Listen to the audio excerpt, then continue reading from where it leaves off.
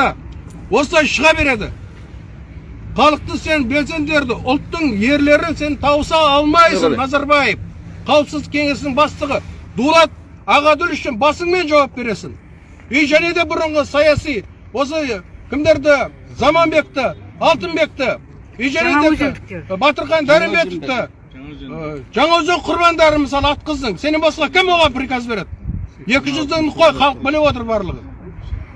Біз сенен қорықпаймыз, Құдайдан ғана қорқамыз. Сондықтан халықтан кешірім сұрада ертерек орныңды тап. 60-та келмеген ақыл 80-де кіреді деп біз ойламаймыз еш уақытта. И Тоқаевыңды да алып кет өзіңмен бірге. Дұрыс, әділетті сайлау өткіз. Әділетті сайлау өткіз. Мына КМБ халыққа қарсы жұмыс істемесін.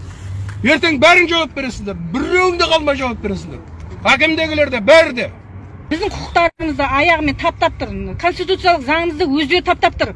Сол үшін жауап берсін. Нағыз трайбалес ұятсыз. Бүкіл Шамалғанды айналасына жинап алған. Бұл земеле қалың басқа жерінде ел басқаратын олдар жоқ па?